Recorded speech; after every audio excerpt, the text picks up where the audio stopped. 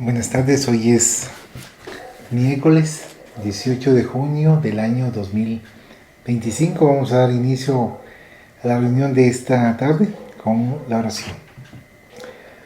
Rogamos al Señor Dios Omnipotente que nos envíe buenos espíritus para asistirnos, aleje a los que pudieran inducirnos en error y que nos conceda la luz necesaria para distinguir la verdadera impostura.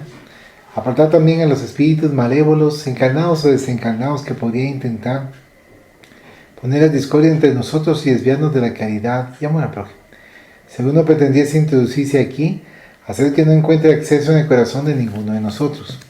Buenos espíritus que dignad venir a instruirnos, hacernos dóciles a vuestros consejos, apartándonos de todo pensamiento, de egoísmo, de orgullo, de envidia y de celos, inspirándonos en urgencia y benevolencia para nuestros semejantes presentes y ausentes, amigos y enemigos.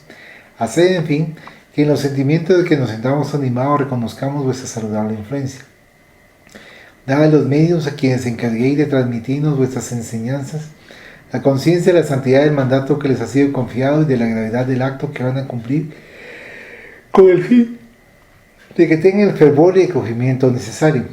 Si en la asamblea se encontrasen personas que fuesen atraídas por otro sentimiento que no sea del bien, abrir sus ojos a la luz y perdonarles así como nosotros les perdonamos si vinieren con malas intenciones.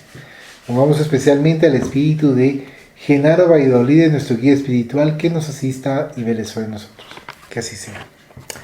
Bueno, continuaremos con la lectura del libro Por los Caminos de Jesús, Medium, Divaldo Pereira Franco, Espíritu, Amelia Rodríguez. Numeral 12, página 98.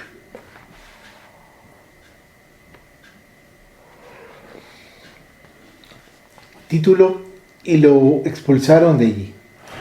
Las herencias morales del primitivismo humano permanecen como llagas abiertas que exudan desagradablemente, a pesar de la medicación eficiente de la evolución no tenida en cuenta. Las criaturas se aferran a los odios cuando tan solo podrían amar, permitirse el fuerte tropismo del amor. Hay odios de casta, de raza, de religión, de pasión, disolvente y odio de sentir odio. Odio que embrutece, ciega, alucina, mata y se mata. Optar por él es vicioso, porque el odio es una enfermedad vil que los hombres prefieren cultivar tornándose infelices. Jesús siempre lo enfrentó con un antídoto único, eficiente y poderoso: el amor. Jamás pagó una ofensa con otra, porque la luz absorbe las tinieblas, así como el amor diluye los miasmas que el odio exterioriza.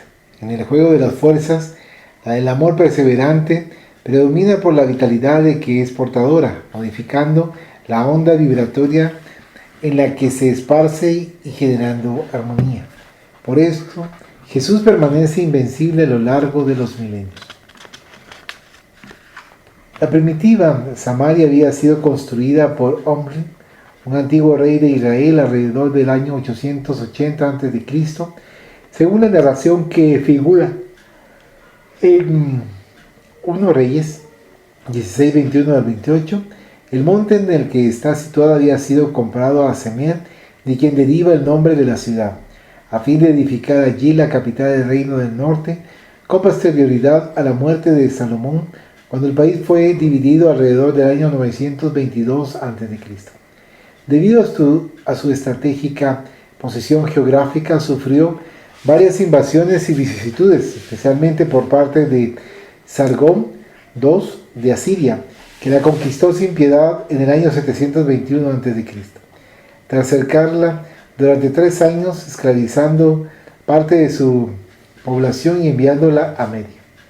Cuando los judíos regresaron de su esclavitud en Babilonia, conservaron hacia Jerusalén un imperdonable rencor que pasaría de una regeneración a otra, justificado por la mezcla de razas, después de las crueles dificultades sufridas.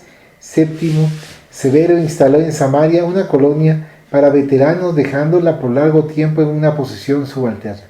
Su nombre, Garizim, era el símbolo del odio por intentar competir con Jerusalén, cuyo templo era la gloria máxima de Israel. Para los samaritanos, Dios Habitaba en su propio santuario desde la antigua escisión que tuvo su momento culminante con Esdras, en el año 935 a.C., cuando un sacerdote de Sión lo hizo erigir allí. Israel nunca perdonaría a los samaritanos la audacia de desdeñar el augusto altar de Jerusalén. El odio se alimenta con el combustible de la sospecha, generando un venenoso rencor. La aldea no era significativa, pero sí poderoso su odio. Se trataba de un conjunto de casas entre caminos tortuosos que no tenían mayor significación. Poseía más orgullo que dignidad, más violencia que paz, más miseria que elevación. Por eso, por lo que disponía, que era lo peor, llegó a la posteridad sin nombre ni gloria. Jesús y los discípulos se dirigían a Jerusalén y pasaron por allí. Sus mensajeros iban adelante, estaban llegando la hora, el momento de su testimonio, y él lo sabía. Todo ternura derramaba, esperanza y compasión por donde transitaba. Aquellas tierras, ora áridas, ora fértiles, esos días de sol plenos de luz y las noches bendecidas de estrellas, no volverían a ver. El paisaje, ameno o tórrido, era recorrido por última vez. La canción había de silenciar su voz suave y bella. Nunca más se escucharía otro cantor de la naturaleza igual a él. Jamás se repetiría la música de aquel poema del infinito amor. Sin embargo, nadie se daba cuenta. La bulliciosa ingenuidad diseñaba planes terrenos, mientras él elaboraba programas espirituales. Sus amigos vivían con él, pero no lo conocían. Lo comprenderían más tarde, solo después, cuando fuese erguido. Cuando quienes lo precedían llegaron a la aldea para conseguir víveres solamente porque estaban de paso hacia Jerusalén, no fueron recibidos. No importaba que ellos no fuesen judíos. El odio no tiene lógica. Intenta dominar. Obstruye a la razón y se impone, pues es incapaz de conquistar. ¿Cómo llegaron después al ver la rudeza, la maldad que estallaba en ira? Juan y Tiago se dejaron contagiar y le rogaron: Señor, ¿quieres que digamos que descienda fuego del cielo y los consuma? Pie de página, Lucas 9:51, nota del autor espiritual. La falta de vigilancia arma a los desatentos cuando el hombre debe desarmarse. La paciencia es la maestra del bruto al que transforma, mientras que la comprensión se convierte en el instrumento para que la compasión perdone al agresor sin devolver jamás su mal con otro, nunca sintonizando con el desequilibrio. El sacerdocio era de amor y solo con amor sería realizado. Al percibir la inmadurez de los discípulos y su pequeñez, el Señor los reprendió y siguieron hacia otra población. Cuando alguien desprecia, otro anhela. Unos repudian, otros desean. La vida está hecha de búsquedas, de permutas, de encuentros. La aldea insignificante expulsaba a Jesús, que es el Señor del mundo. ¿Por qué no ve? El ciego reduce el universo a la dimensión de sus propios límites. Los primeros consideran la vida desde el punto de vista de su altura. La aldea de Samaria era grande en su orgullosa pequeñez y rica en la inmensa pobreza de su cobardía. El prejuicio es la fuerza de la ignorancia y el ignorante se destaca por la pujanza de sus limitaciones. Jesús estaba allí y los prejuicios morales lo expulsaban por una cuestión de estrechez de conceptos de óptica de pasión. Los aldeanos ni siquiera intentaron conocerlo. Existe un miedo casi inconsciente a la verdad, un terrible pavor a la libertad. Por eso el hombre se torna libertino cuando se supone libre y presuntuoso cuando se cree poseedor de la verdad. Jesús, no obstante, siguió hacia Jerusalén, hacia su destino. Hay samaritanos y judíos en el camino de la verdad. Expulsaron a Jesús y a sus seguidores de los paisajes que suponían dominar sin siquiera saber la razón. No se dieron cuenta aún de que ellos pasan y el maestro queda. Se encarcelan en su mezquindad y no ven más allá de lo que agrada a su morbidez. Incapaces de comprender, acusan. Como no pueden amar, persiguen. Los samaritanos lo expulsaron de allí, a él, que siempre los tomó como modelo y fue tal vez su único amigo en la historia de los tiempos. Numeral 13, página 104. Título: Perdón, la mejor terapia. El perdón es una extraordinaria terapia para las úlceras morales, elevada expresión del amor bendice a quien lo da y pacifica al que lo recibe. No hay quien transite por la existencia corporal sin necesitar su lenitivo. Sin él, el clima social se intoxica con vapores venenosos y los individuos se vuelven salvajes, descontrolados. La intolerancia se manifiesta en la agresividad y la ira da armas al odio para la venganza brutal. El perdón llega, suaviza la gravedad del delito y auxilia en la reparación mediante la cual el equivocado se rehabilita, modifica su conducta y se torna útil a la comunidad donde está situado. Quien perdona crece, quien recibe el perdón se renueva, el que lo da se enriquece con paz y el beneficiado recupera el valor para dignificarse a través de la rehabilitación. Mientras el hombre no perdona, permanece en el estadio primario de la vida, lindando con la barbarie en proceso de estancamiento. Aquel que rechaza el perdón doblemente enfermo, padece hipertrofia de los sentimientos, murmurando venganza y atado a disturbios de la emoción. Toda la doctrina de Jesús, por ser de amor, está labrada en la conducta del perdón. Al perdonar, el amor tiene la ocasión de rehacer el camino que antes era recorrido con desequilibrio y mediante su esfuerzo la conciencia amplía el campo de servicio y se quita a la esposa del remordimiento, de la intranquilidad, del miedo. No interesa que el otro, el agresor, acepte la vibración luminosa de quien perdona, puesto que la acción benéfica es siempre más importante y útil para quien la ejerce. No obstante, si la onda de amor encuentra la receptividad en aquel a quien va dirigida, más extraordinarios serán los afectos de la dádiva. Hay reacciones infelices que estallan en el hombre y generan conflictos que son consecuencia de amarguras no superadas, de recelos infundados, de angustias no diluidas. Cuando aspira a la esfera psíquica de los resentimientos y de la amargura, el individuo se empequeñece, se envenena y reacciona de modo irracional. Se complace en hacer infelices a quienes lo rodean porque es desdichado, se alegra cuando lastima porque está enfermo, siembra incomprensiones porque se cree menospreciado. La buena nueva puede ser un contenido de restauración, de ennoblecimiento, de dignificación. Quien la recibe no puede dejar de sentir el contacto de la magia trascendente. Prototipo del amor que fecunda al perdón, Jesús envolvía con su compasión a todos los que se aproximaban a él, siempre misericordioso porque conocía las lacras humanas y las pasiones mezquinas, dominadoras que gobiernan a los hombres. Su presencia en la tierra era un acto de perdón divino para con los delincuentes humanos que mataron cruelmente a los profetas y lo crucificarían, sedientos de sangre. Sabía lo que le aguardaba y a pesar de todo pudo amar y perdonar a los astutos e insensatos con los cuales compartió sus horas, esperando de ellos responsabilidad y elevación.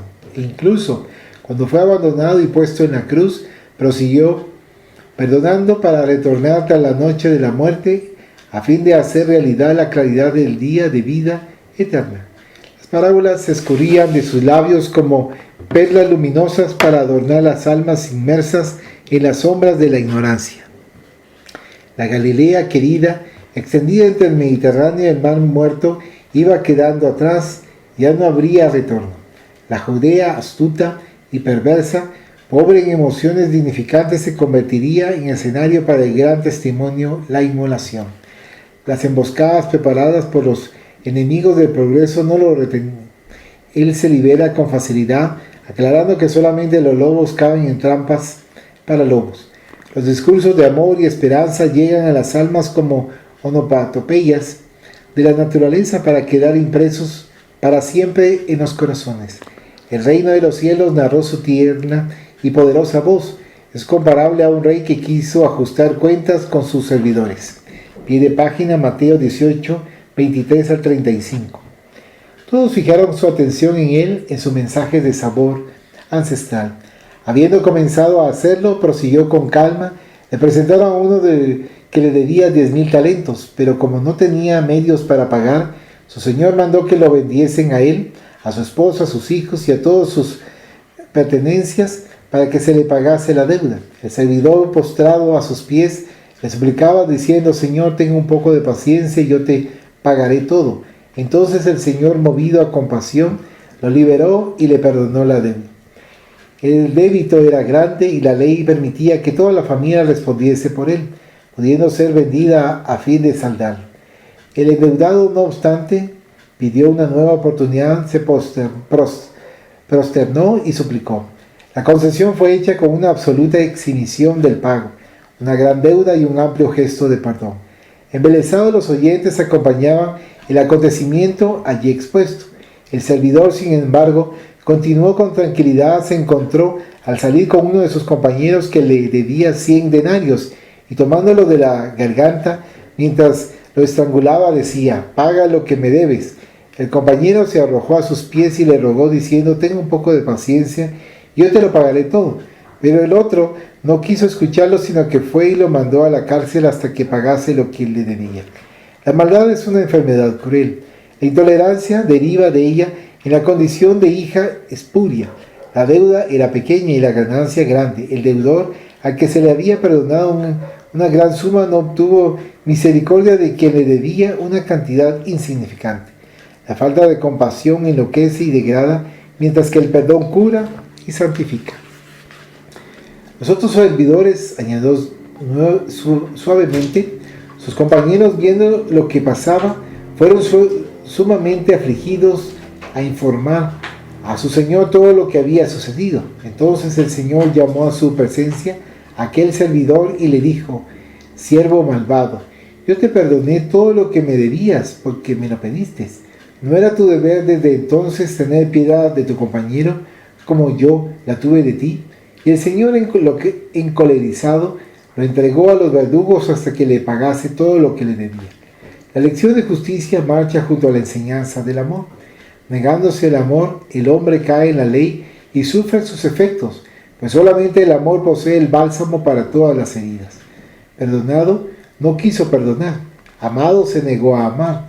Y el maestro concluyó sabiamente: «Así también mi Padre que está en el cielo os tratará si no perdonáis desde el fondo del corazón las faltas que vuestros hermanos hayan cometido contra cada uno de vosotros». En el aire vibraban los últimos acordes de la extraordinaria enseñanza. Perdonar desde el fondo del corazón, he aquí la orden nueva a fin de ser perdonado. El culpable, despiadado y venal, que no perdona, no volverá a disfrutar de la libertad, reencarnando encarcelado en el dolor hasta que pague toda la deuda. El perdón concede la libertad, mientras que la exigencia aprisiona. La música del mensaje permaneció en el aire, anunciando la victoria del amor y el perdón como sublimes terapias para alcanzar la felicidad humana. ¿Algún comentario? Sí, el perdón es efectivamente, como se mencionaba, una terapia sublime. Lo único es que hay que siempre estar atento de darse cuenta que muchas veces se está haciendo al contrario. En vez de perdonar a los demás, solamente se está perdonando a sí mismo de forma egoísta. Muchas gracias. Numeral 14, páginas 110. Título: La confianza en Dios. A los días de abundancia y prestigio social le siguieron los de penuria y sufrimiento. Con la misma brusquedad de las tempestades veraniegas, él sufrió la transformación de la calma en tormento y vio alterarse el paisaje de su existencia. Era como si hubiese experimentado varias vidas en una sola, alternando las horas de bienestar con las de miseria. El sol que acaricia el campo florido en primavera, responsabilizándose por la vida exuberante, es el mismo que debilita la vegetación con la inclemencia de su calor. La vida humana es un campo experimental bajo el sol de las oportunidades que fomentan su crecimiento o las dañan, de acuerdo con la incidencia y la calidad de los sucesos. La política arbitraria y astuta, tan irresponsable como criminal en manos de los manipuladores deshonestos, los llevó a la desgracia cuando la habilidad de los tenaces intrigantes lo empujó hacia el lado opuesto de los intereses en boga. Los sentimientos de elevación y lealtad no tienen vigencia en los cuadros ambiciosos de los políticos profesionales de todos los tiempos. Sus intereses tienen el precio de la deshonra y la conciencia culpable, que se mantiene anestesiada por algún tiempo mientras permanece la fatuidad y la ilusión. En Jerusalén, Amalek bar Aquís había vivido con poder y opulencia, transitaba con facilidad por la torre Antonia y los palacios de Poncio Pilatos y Caifás. Perteneciente al partido de los fariseos, era intermediario de los juegos secretos entre el Sanedrín y Roma. Había acumulado una gran fortuna y tenía muchos aduladores, pero ningún amigo. Los poderosos normalmente están rodeados de hombres interesados e ingratos que aparentan protegerlos y apoyarlos hasta que descubren que les conviene cambiar de equipo y de líder. Aman en apariencia, amándose a sí mismos. Son fieles a sus propios propósitos que disfrazan de altruismo. Acompañan a sus señores, pero los envidian, los detestan. Anhelan sus lugares y esperan su caída, mediante la cual obtienen la oportunidad de ascender para sustituirlos. Casi siempre dentro del grupo de los llamados partidarios están los que desean el poder. Los más hábiles títeres saben eso, y cuando alguno de ellos comienza a destacarse, los desplazan, los reducen a posiciones vergonzosas, y cuando no logran, se vuelven víctimas de sus propias trampas y maquinaciones. Los lobos conocen las mañas de los lobos. Por eso, solo estos caen en las trampas que para ellos se han preparado. Los felinos esconden sus uñas entre el suave pelaje, listos para herir y despedazar. La melifluidad de los falsos amigos oculta las garras dilaceradoras de la maldad, prontas a quitarse el velo. Amalek lo sabía, ahora que era demasiado tarde para recuperarse. Lo amargaba el ostracismo y padecía la persecución de los pigmeos que se agigantaban en sus expresiones de inferioridad. Los hombres pequeños se engrandecen cuando pueden someter a quienes los disminuyen. Es la victoria de los débiles, la alegría de los vencidos. Las fiestas que daban inicio a la Pascua tuvieron un comienzo ruidoso. De los acontecimientos más conmovedores se destacaba la entrada triunfal del Mesías Galileo. Las opiniones estaban divididas. El Mesías debería proceder del tronco de David, de las tierras de Judea. Aquel rabí, sin embargo, era considerado Galileo, y de aquella región se decía nada bueno podría venir. Jesús, en quien se confirmaban las escrituras, era de Belén, de Judá, y descendiente de David, por lo tanto, de la tradición profética. Habían iniciado su ministerio entre los sencillos y sufrientes, demostrando que el reino que se instalaba difería de las imposiciones terrestres. De esta forma, fluctuaban en el aire las melodías de felicidad entre los comentarios festivos en torno del triunfador recién llegado. Como Jesús había elegido la casa de unos amigos en los alrededores de la ciudad a fin de pernoctar, gran cantidad de simpatizantes y conocidos fueron a verlo, para beber conocimientos e informaciones acerca de la estrategia que pretendía usar en la batalla que todos sentían que debería comenzar casi de inmediato. Ya era imposible postergarla. El clima era propicio, las circunstancias favorables, la hora oportuna.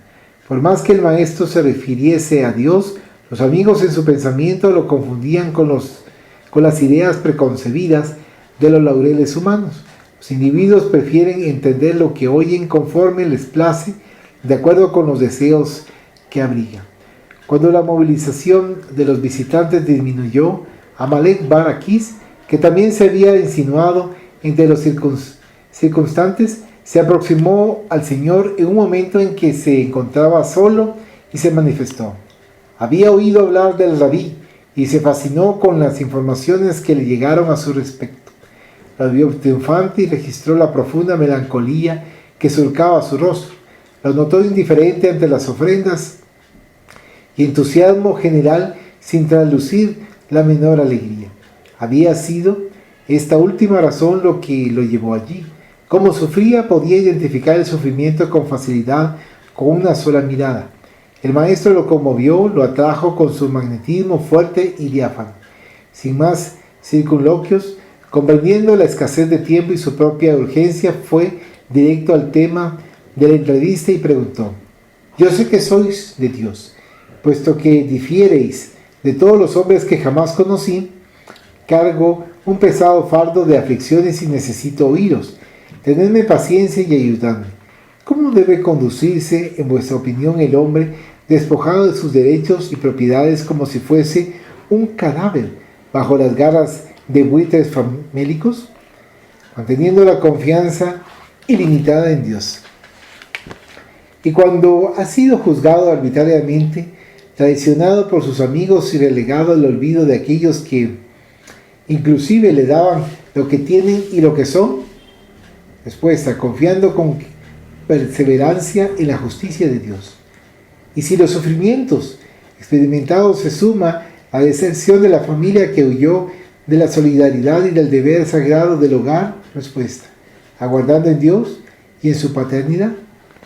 Pregunta, y cuando la calumnia es exorbitante y la deslealtad supera todos los límites de lo soportable, cuando no se posee el apoyo de la religión, cuyos representantes dan vuelta la cara, agresivos e insensibles a quien les pide auxilio, ¿qué actitud tomar? Respuesta, continuar fiel a Dios sin temer a los que persiguen y matan, pues ellos también habrán de morir sin escapar de la conciencia que tarde o temprano los convocará a la rehabilitación. Pregunta, entonces, ¿la no reacción, la sumisión y la entrega son los mejores medios de conducta? ¿Esto no significaría permitir que los malos y los deshonestos gobiernen la tierra y que las víctimas sacrificadas sean pues pasto para la ganancia de ellos? Tal comportamiento condescendiente con el crimen no sería una forma de aumentar su poder y al mismo tiempo una manera de esconder la cobardía personal. Respuesta, los violentos siempre ceden lugar a otros violentos más despiadados. Cuando se cede por miedo, se demuestra cobardía moral y física. En cambio, al hacerlo por consideración a la vida, se da testimonio de coraje por los métodos habituales. Enredarse en luchas salvajes por la posesión de valores sin valor real es purgar por insignificancias que no llenan el vacío del corazón. Los dominadores, aquellos que traicionan, los que se sacían con los desvíos de la honra, se engañan a sí mismos. La presencia del Padre, todo amor, en ellos mismos se manifestará oportunamente sin que haya nuevos verdugos que los despojen y los hagan sufrir. Las leyes universales se expresan a través de permutas mediante patrones análogos de sintonía. No existe quien pueda escapar de sí mismo. La verdad siempre llega a la conciencia del hombre, por más que parezca bloqueada. Lo que no sucede ahora ocurrirá mañana. El amor no venga ni se venga. Siempre educa sin prisa, corrigiendo sin castigar. El hombre bueno, convertido en víctima, es feliz, porque los enemigos que le quitaron todo no pueden usurparle la bondad. El hombre malo, cuando padece aflicciones, alcanza la paz, porque pierde las cosas utópicas y se encuentra a sí mismo. Infeliz es aquel que roba, dilacera, usurpa, traiciona y sonríe, escapando de la alucinación que lo desarticula. Sabio ante las vicisitudes y dichoso siempre es aquel que confía en Dios y a Dios se entrega, puesto que por ser su hijo sabe que a él le compete celar y conducir a aquellos que cumplen con su ley y trabajan por la implantación de su reino en el mundo enfermo y atormentado. El maestro guardó silencio, miró con profunda comprensión y simpatía al interlocutor, conmovido, y se alejó tranquilamente, sumergiéndose en la noche. En la bóveda turquesa, las estrellas fulgurantes confirmaban la grandeza de Dios, cantando un himno de eterna luz más allá y por encima de la mezquindad humana. ¿Algún comentario, Pepe? La parte que dice que los intereses tienen el precio de la deshonra. Digamos que no sería solamente en el sentido de lo que es político o de lo que es así de fama o de prestigio, sino que también esos intereses se pueden dar a nivel familiar. Por ejemplo, yo valgo más, Pepe vale menos, Pepe comete tales errores que yo no cometo, yo no soy como Pepe. O por ejemplo en alguna institución también se puede dar, donde el director o algún dirigente, no necesariamente la autoridad más alta de alguna institución, está buscando tener prestigio o llenar su ego. Entonces está, digamos, está demostrándose lo de los intereses que son la deshonra, y eso es a cualquier nivel, tanto a nivel grande como a un nivel pequeño. Muchas gracias. Siguiendo con la lectura, dice en el numeral 15, página 118. Título: Encuentro de reparación. El diálogo en la plaza soleada en el que la mujer adúltera fue comprendida por Jesús se convirtió en un esperado escándalo. Sorprendentemente, el maestro no censuró el delito, recomendando la lapidación de la equivocada, ni la liberó de su responsabilidad considerándola inocente. Se refirió, eso sí, a la liviandad de los acusadores que incurrían en el mismo crimen. Tal actitud había desconcertado a los intrigantes y vengadores gratuitos, que se rebelaban contra la terrible llaga del organismo social, el adulterio, olvidándose de que junto a la mujer caída se encontraba el compañero que había cometido el mismo error. Superada la sorpresa y una vez dispersada la multitud sedienta de sangre, el Señor, a solas con la infortunada, le recomendó que no volviese a pecar, a fin de que no le sucediese un mal peor conforme era habitual. Aquella noche, entre tanto, cuando el episodio estaba casi olvidado, inclusive entre los discípulos, la mujer, decidida a imprimir un nuevo rumbo a su existencia, buscó al amigo divino en la vivienda que lo hospedaba, demostrando en el constreñimiento que exteriorizaba todo el drama y el sufrimiento mortificantes. Solicitó y consiguió una entrevista con aquel gracias a cuya intervención había salvado su vida. El Señor, que comprendía la angustia que la apuñalaba, aguardó el inicio de la conversación edificante, saludándola con cariño y sin afectación. «Ruego perdón», dijo ella reciente, «por venir a perturbaros la paz». «La verdadera paz», respondió él con calma, «es la que fluye del corazón aclimatado al culto del deber, a la quitada perturba». «Habla tranquila, te escucho». «Me siento aturdida», le dijo llorando, «sin saber qué rumbo darle a mi existencia. Luché mucho antes de caer. El seductor siguió mis pasos como el lobo voraz tras la presa descuidada. Mi esposo, transcurridos los primeros días de la novedad conyugal, volvió a sus alegres trasnochadas, dejándome sola, enferma del alma y carente de bondad. Me dejé envenenar por tormentos que no merecen compasión. Con sed de ternura me embriagué de consecuencias y, ansiosa por el agua pura del amor, me sumergí en el lodazal de los deseos enfermizos. El resultado fue la tragedia. Abandonada y sin hogar, ahora padezco el desprecio y la burla general, sin saber qué camino seguir ni cómo actuar. Os pido un derrotero y una lámpara ardiente de esperanza a fin de proseguir». Jesús penetró en aquella alma ansiosa y sufrida, encontrando en ella los dolores de la humanidad a través de los tiempos, y consideró bondadoso: «La paciencia y la confianza en Dios serán las dos providencias iniciales que permitirán la cura y la renovación de tu salud. El error cometido gravita en el conjunto social y sobrecarga la conciencia culpable. No tiene importancia lo que los demás piensan de nosotros, ni el cobro despiadado con que desean hacer justicia. Lo vital es el problema íntimo, y solamente cuando el hombre se reintegra en el concierto del orden y del bien pueden disfrutar de la tranquilidad. Ármate de humildad y confía en el mañana». La memoria del pueblo es débil y olvida rápidamente las virtudes del prójimo. En cambio, es firme, clara y duradera respecto de las faltas ajenas, recordadas siempre con el ácido de la acusación y los condimentos de la malicia. El ejemplo que surge del arrepentimiento se transforma en la defensa del equivocado, que de este modo repara ante el Padre, ante sí mismo y la sociedad, del engaño perpetrado. «¿A dónde iré ahora?», preguntó vencida. «Las aves del cielo tienen sus nidos, las serpientes y fieras sus cubiles, pero el Hijo del Hombre no tiene dónde refugiarse, viviendo bajo la bóveda estrellada y avanzando en dirección al infinito. Busca, pues, la oportunidad de reparación, adáptate a la situación actual y aguarda el mañana con la disposición de quien comprende el perjuicio causado a sí mismo al haber desperdiciado el hoy. La negligencia del esposo ingrato y vicioso no debió ser motivo de respaldo para que asumieses un compromiso infeliz como ese. Y puesto que él también está enfermo y vive en un organismo comunitario alienado del amor, no está en condiciones de extenderte su mano amistosa cuando lo necesitas. Y conforme de ti, en el futuro igualmente dependerá.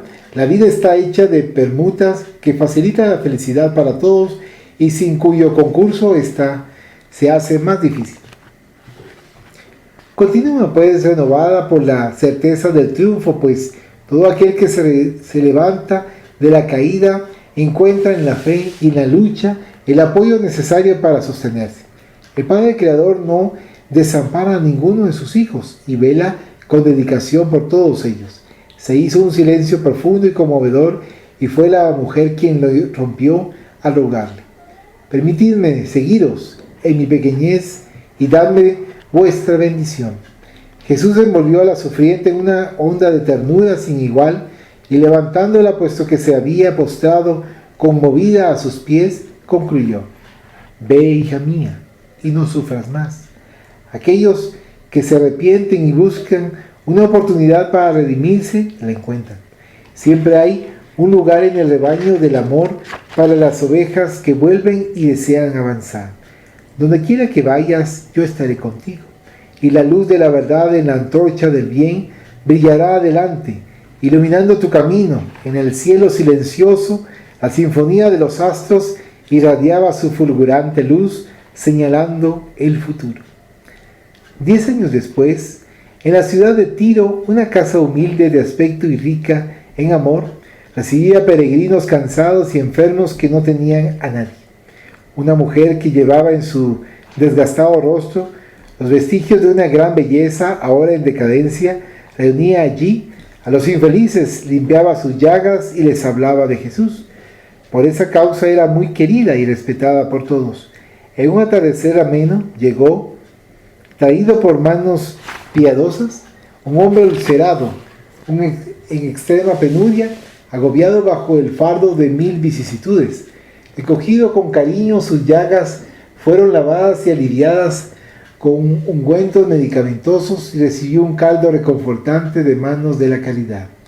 Cuando se recobró un poco del desaliento que lo abrumaba, oyó el mensaje de estímulo en nombre de Jesús, enunciado con fervor y cariño por la desconocida benefactora. Emocionado y casi sin vitalidad, preguntó con interés: ¿ese Jesús al que te refieres es el Galileo que fue crucificado en Jerusalén? Sí, es el mismo. Murió por nosotros, pero volvió a nuestro lado para nunca más dejarnos.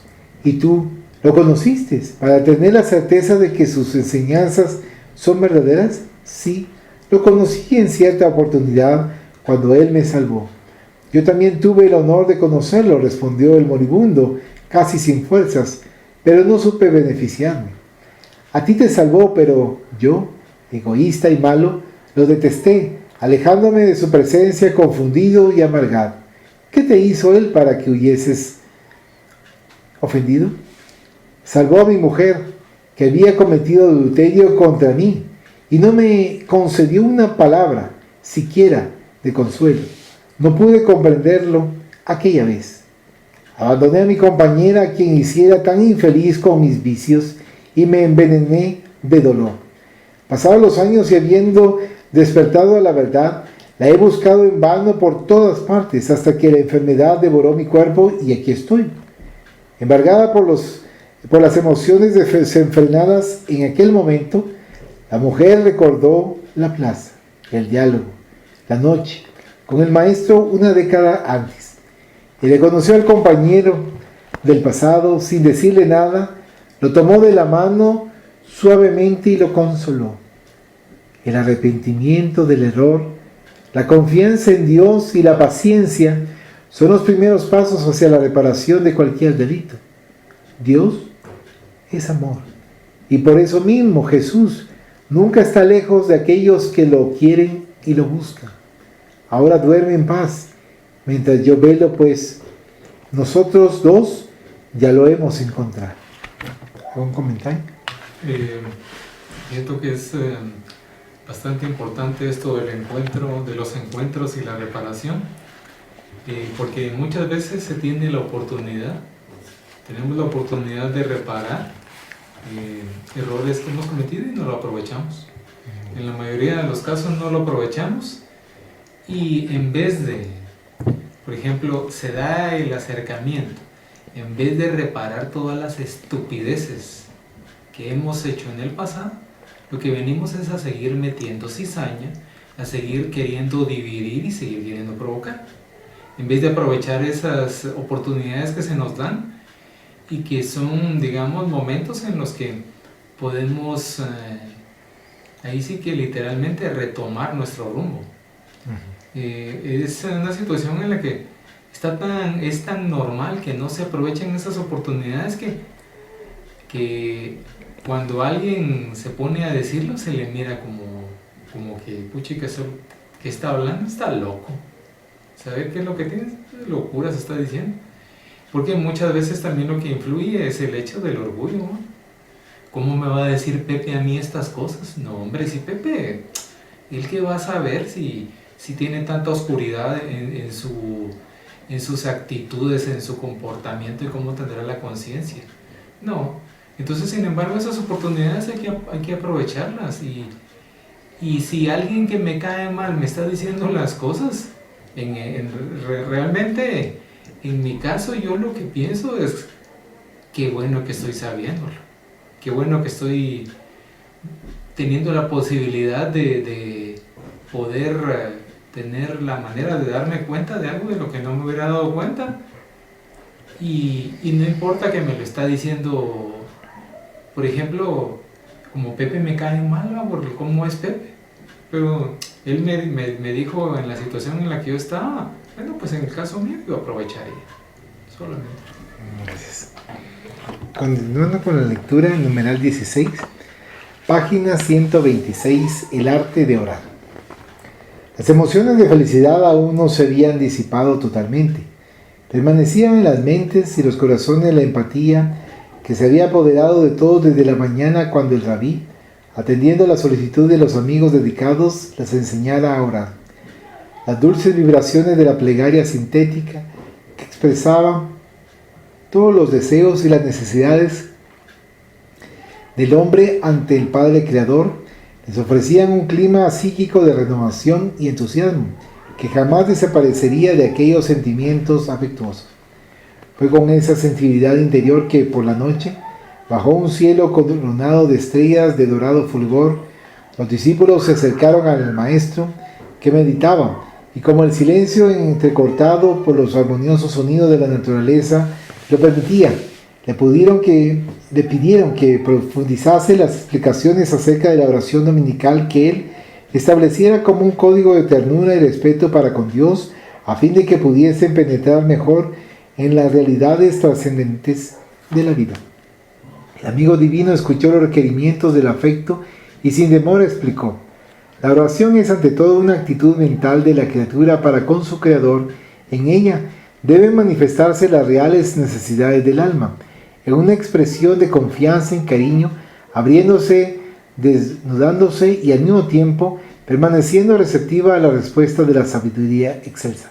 Así pues, la oración se divide en tres etapas, en las cuales el ser dilata sus percepciones y amplía su capacidad de entendimiento en relación a sí mismo y a Dios. Antes que nada, la oración es un acto de alabanza al Padre, el autor de todas las horas, fuente augusta de todas las cosas, progenitor soberano de donde todo procede y hacia cuya grandeza todo marcha.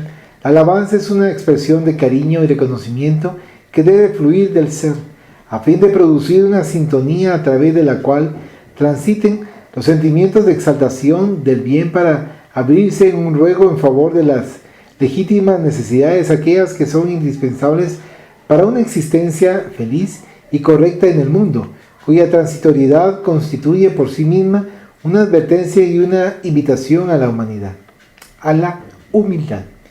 No siendo el cuerpo más que una vestimenta, el uso desgasta con facilidad esa estructura y su extinción señala inesperadamente la conclusión de de la etapa para la cual fue elaborado. Saber pedir es un arte, de modo que la petición no debe constituir una imposición apasionada o un capricho que no merece consideración.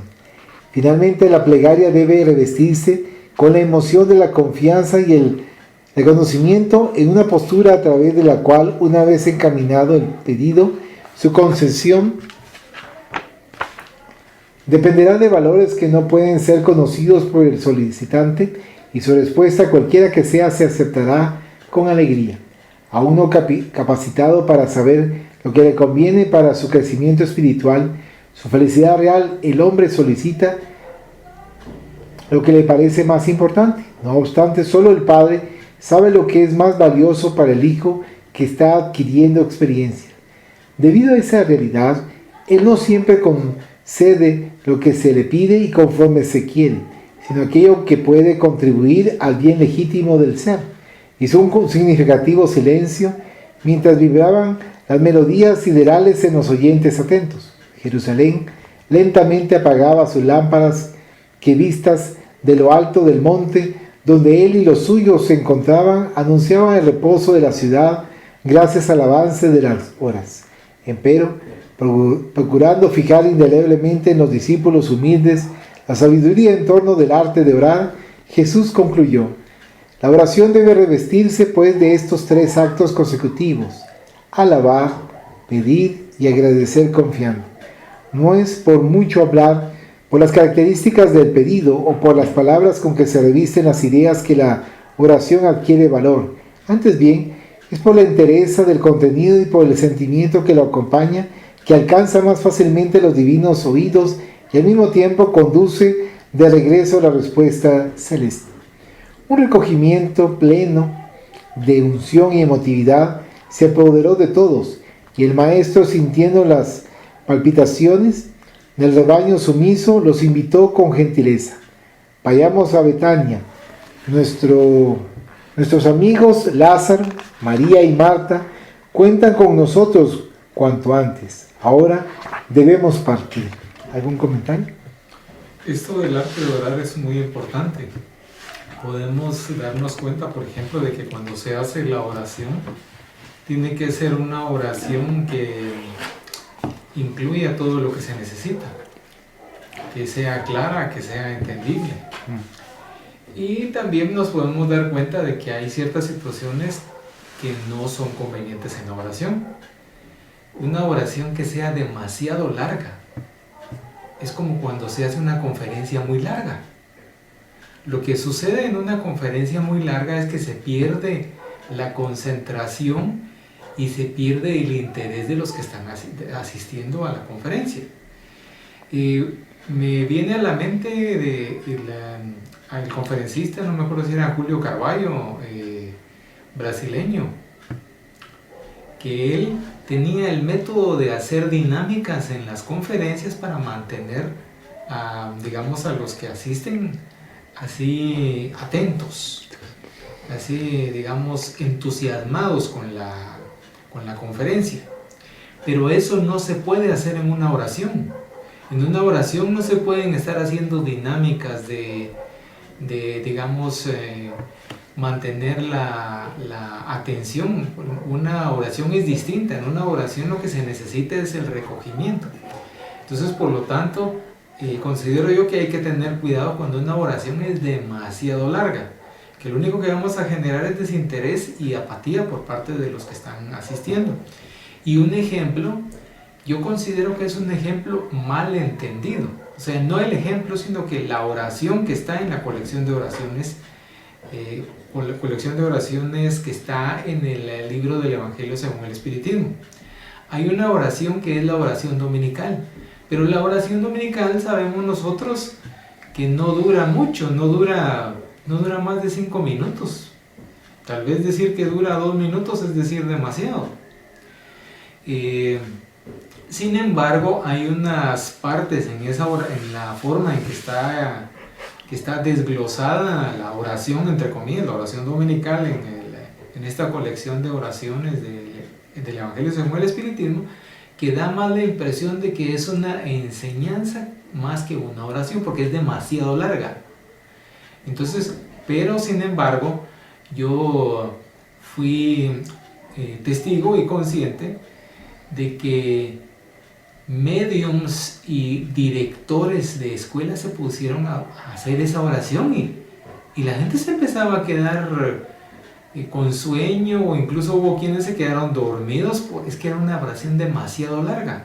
Entonces ahí está lo que yo estaba mencionando, que esta oración que está en el Evangelio según el Espiritismo, que es de la colección de oraciones, su objetivo me imagino que tiene que ser más ilustrativo para que uno entienda, digamos, así más detalladamente ciertas cosas, y no para literalmente tomarla como una oración. Lo tomaba esto como un ejemplo de las oraciones largas que en vez de ser útiles, perjudican más que ayudar. Muchas gracias. Tenemos aquí en el numeral 17, página 130. Título: Jesús y las agresiones del mundo. La figura de Jesús impresionaba por su porte y grandeza. De él irradiaba una fuerza extraordinaria que penetraba a todos los que se le acercaban. Su presencia infundía respeto y ternura incluso entre quienes obstinados se oponían a sus enseñanzas revolucionarias. En aquellos días, la noticia de la conversión de la equivocada de Magdala corría de boca en boca y los comentarios apasionados desvirtuaban el acontecimiento. Se comentaba con cierta liviandad, sino con malicia, que ella se había dejado arrebatar por la personalidad carismática del Nazareno. Algunos decían haber visto cuando él expulsó a los demonios que la controlaban. Otros advertían que no era nada de eso, sino la inmensa compasión con que él la envolvió, incomodando a sus perseguidores, algunos de los cuales, como era sabido, frecuentaba su burdel. Debido a las exageraciones, toda la ciudad tomó conocimiento del hecho y, como fue muy comentado, se hizo notoria la transformación moral de la que la mayoría dudaba. Superada la curiosidad general y disminuido el impacto que produjo la presencia de la pecadora entre sus oyentes, la ciudad retomó sus actividades habituales. Un atardecer, mientras el cielo de Magdala se teñía de tonos turquesa en contraste con el poniente dorado que se derramaba sobre las verdes colinas y penetraba con su luz las aguas transparentes del mar, un respetable anciano de aquella comunidad se acercó al rabí. Todos lo conocían por su respetabilidad moral y su obediencia a los códigos éticos de la Torá, y donde quiera que se presentase, catalizaba las atenciones e inspiraba consideración. Su palabra era de fácil acatamiento y por esa razón sus observaciones eran aceptadas y tenidas en cuenta. Con esa aureola de dignidad humana se aproximó al maestro y se presentó con naturalidad. Señor, participo de la vida de este pueblo y procuro ser fiel cumplidor de las determinaciones de Moisés. Durante toda mi vida, que ya se aproxima a su término físico, he buscado la verdad a fin de ganar el alma. Me hablaron de tu mensaje y de los últimos acontecimientos y pude constatar que eres el enviado de Dios, aquel que esperamos. Hizo una breve pausa y, ante la anuencia atenta del oyente, prosiguió: al considerar la posición que has tomado respecto de la justicia y el amor, varios interrogantes sin respuesta bailan en mi mente. Así pues, me gustaría saber cómo proceder ante un agresor que golpea nuestra mejilla, poseído por la furia del odio. Jesús comprendió el conflicto de aquel hombre justo y noble delante de la nueva revolución y le respondió sin alterarse: preséntale la otra mejilla, aquella que no fue golpeada. No hay que olvidar jamás que el agresor está perturbado y una reacción violenta por parte de la víctima solamente agravará la situación, que podrá culminar en una tragedia. La tranquilidad del agredido infunde paz en el violento, que depone las armas del odio y se da cuenta de su hostilidad injustificada. Y si el individuo se siente bien con el mal que hace y continúa con la infeliz embestida de la impiedad, indagó el interlocutor intrigado. Sin perturbarse con la pregunta compleja, el maestro explicó: devolver mal por mal es ser igual al malo. El hombre bueno y recto difiere del infeliz por su conducta, sin caer en los mismos errores ni asumir idénticas posturas desairosas. De su tesoro de honradez retira la mejor parte y la aplica en favor de aquellos que, enfermos del comportamiento, aún no descubrieron la excelencia de la paz, de la no violencia, de la serenidad. Quien devuelve mal por mal, aún no despertó a la vida, pues aquel que no se dedica al bien en favor del prójimo, no tomó conciencia de las finalidades superiores de la existencia. El anciano tenía los ojos coronados de lágrimas de justa emoción. Jamás había imaginado que los tesoros del amor fuesen ofrecidos al hombre para ser multiplicados en bendiciones de fraternidad y cariño hacia los carentes y desafortunados del mundo. Y así, envuelto por el aura suave y dulce del Cristo, se disculpó y volvió a preguntar: ¿cómo actuar en relación a aquellos que intencionalmente desprecian la verdad y cambian los valores espirituales por las distracciones terrestres? Comprendiendo que son almas infantiles desatentas a los deberes mayores, avanzan rumbo a decepciones y fracasos que irán identificando con el correr del tiempo hasta que el dolor se hospede en las provincias de sus almas y se decidan a adquirir los bienes que no desaparecen, que no se pierden. Señor, exclamó el visitante indagando, ¿cómo proceder con aquellos que nos agreden moralmente a través de la calumnia, la traición, el adulterio, la mentira, la infamia? Son crímenes que dilaceran el alma y no pueden ser perdonados, según pienso. ¿Qué dices a esto?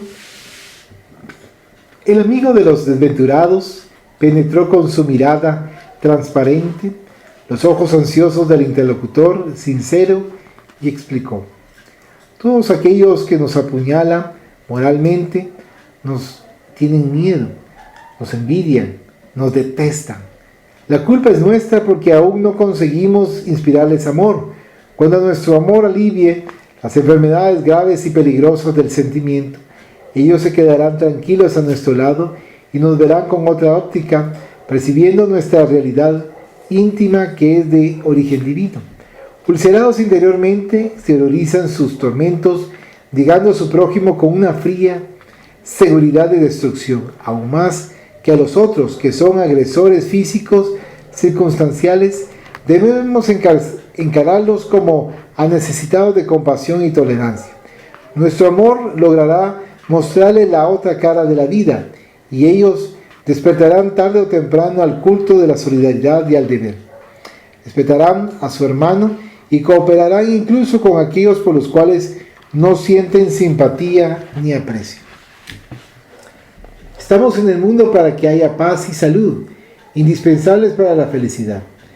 Esta conducta no es fácil, ciertamente, y lo reconozco. Con todo, muchos son llamados a esta tarea y a pesar de ello solamente unos pocos escogidos logran alcanzar las metas de la liberación. Hizo una breve pausa para que fuese aprendida la profunda lección y concluyó: los histriones de todos los tiempos se burlarán de estas enseñanzas y los humoristas de todas las épocas provocarán risas ante estas afirmaciones. No obstante, ellos también son humanos y no marcharán indemnes al testimonio, pues llegará el momento en que, equivocados, enfermos y olvidados por sus adeptos y admiradores, necesitarán misericordia y apoyo. En esa hora estaremos vigilando para tenderles el socorro y la ayuda que valorizarán. El maestro dio por concluida la entrevista y se alejó con paso lento, seguido por los aprendices que, sumidos en silencio, meditaban sobre la conducta a seguir en relación a las agresiones del mundo, físicas y morales. ¿Cuál es tu opinión? Pienso que esto de Jesús y las agresiones es una situación delicada que lamentablemente se da demasiado a malinterpretación, demasiado, porque se entienden las cosas de forma literal y por lo regular no se trata de buscarle el sentido que podría tener alegórico. Porque, por ejemplo, si alguien nos hace daño, no vamos a acercarnos a donde sabemos que nos van a hacer pedazos. Eso no debe ser así. No sería que estuviéramos echando por tierra la inteligencia que nos ha dado Dios nuestro Creador. Entonces hay que tener cuidado de cómo se interpretan, porque incluso también hemos llegado al punto de creer que porque nos estamos quejando de una situación, por eso Dios nos va a castigar. Y esa creencia equivocada se da incluso también en estudiosos del espiritismo. Cuando sabemos perfectamente que Él